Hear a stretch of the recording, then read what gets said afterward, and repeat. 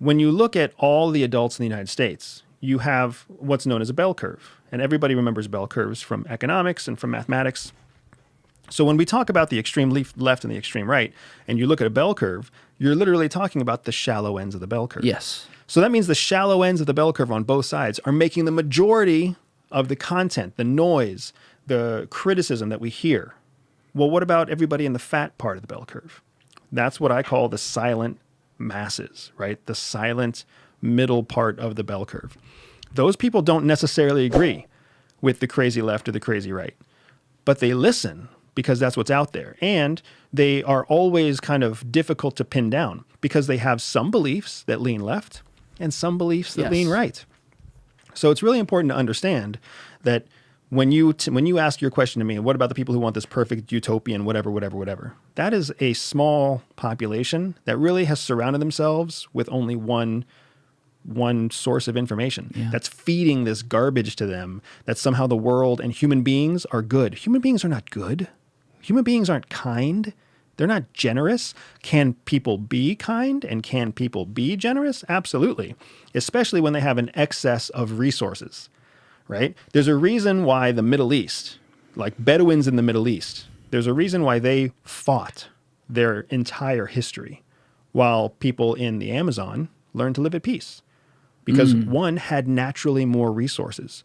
I don't feel like I have to fight you to the death over a mango when there's 600 mangoes growing around us.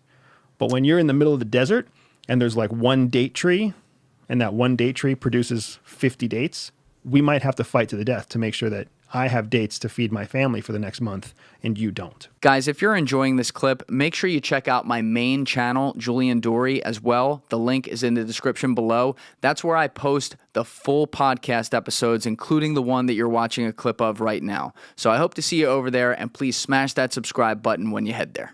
Do you really, in saying that though, that people aren't kind, are you falling potentially into some of the same trap from a human nature perspective that you talked about with the bell curve, though?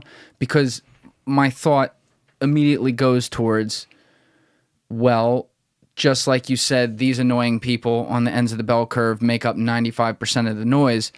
The annoying people who are either, all bad or like, I don't know, holy or something like that, they tend to make up the bell curve on, at least from what I see, on a foreign scale and diplomatically and things like that. So do you think it's more like you've seen the worst of the worst in the environments you've had to be in? Because it's not like you were sent into great environments. They're not like, yo, Andy, we're going to send you to Utopiaville over here with all these fucking people who are happy and they own nothing and are happy, all that shit. Yeah. They sent you to places where it's like, yo, this guy's got to go.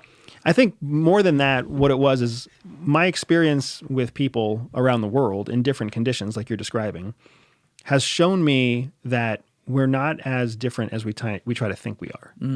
So maybe in poverty-stricken Southeast Asia or poverty-stricken Africa, maybe there you'll actually find two 10-year-olds that hit each other with clubs.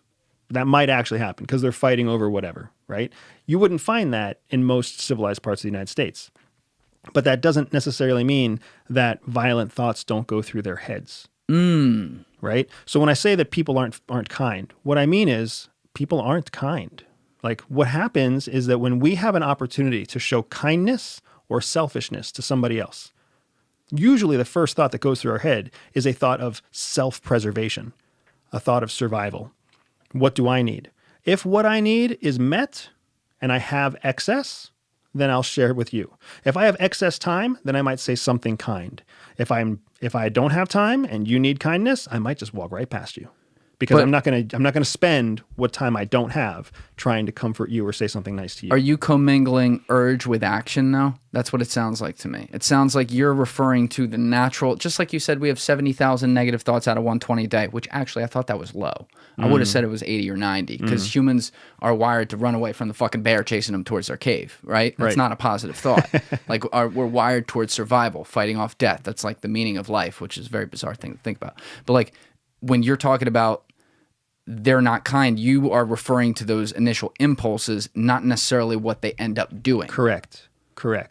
Because what you end up doing becomes a matter of how many resources you have. But our initial instincts, our initial reaction is going to be self-preservation first over our fellow man, which is completely the opposite of what people think of when they think of utopia. And they think in utopia, they think that your fellow man's watching out for you. I'm sorry, that's not how human beings work. We are pack animals. We are tribal creatures, which means we bond into packs and we bond into tribes, not because we care about the other people in the tribe. It's because we know that the tribe can take care of us. That's what makes us tribal. Just like wolves, just like lions, right? That's why we come together, because we see a benefit for ourselves when we're together. How do people gain your trust? I don't know that people gain my trust very well. That's what I thought. Yeah, the number of people that I trust, I mean, I can count them on my two hands. And when I think about the people that I trust, it's really more, who do I trust to do certain things? There are some people I trust to actually have my back no matter what happens. My wife is one of those people. No matter what happens, I know she's got my back. Then there's other people that I trust, but maybe just short of anything, right? Somebody says something shitty about me on the internet, somebody will back me up. Somebody takes me to court, some guys will back me up, but not all of them. Was it like that before the CIA too? No. Yeah. So the CIA does a great job of kind of helping you to understand your own flawed points of view. Like most of our values, our preferences, our ideas about how the world works, most of them actually are conditioned into us through childhood. So they're conditioned into us by what we see from our parents, what we see in our family, what we see on television or in the movies, what we learn in church, what we see in school from other children. That kind of conditions us to be the way we are. So when you are brought up in an environment that's maybe public school with a little bit of, church on Sunday 2 or 3 times a week, let's say, now you're being raised to kind of inherently believe that people are gracious and people are kind and people are, you're supposed to do things to help each other and you're supposed to work together and teamwork makes the dream work, right? And you're conditioned to believe that stuff. Well, all it takes is a child that's raised somewhere differently. Maybe not in a public school, but in a private school. This is a fantastic example when you consider public school students versus private school students for the very wealthy. Have you ever wondered why it is that the children of the very wealthy have a higher success rate in terms of long-term success than the children of the not so wealthy? It's because the children of the wealthy go to school where wealthy people send their kids. Mm-hmm. They grow up around wealthy kids who are also raised by wealthy parents who are surrounded by wealth. Yeah. Exactly. So they learn very early on. You got to pick who you choose. There's a whole group of people that are worse than you. They're poorer than you. They're needier than you. They're not going to have the opportunities you have, but they're also raised with that idea that you have a responsibility. You have to take care of the wealth that your mother and I have made. You have to take care of the family name that your father and your grandfather's grandfather before him built, right? So they're still messed up in their own way, but they're conditioned differently. Thank you for watching the video, guys. If you haven't already subscribed, please smash that subscribe button and check out this clip's full podcast episode by clicking here or in the description below.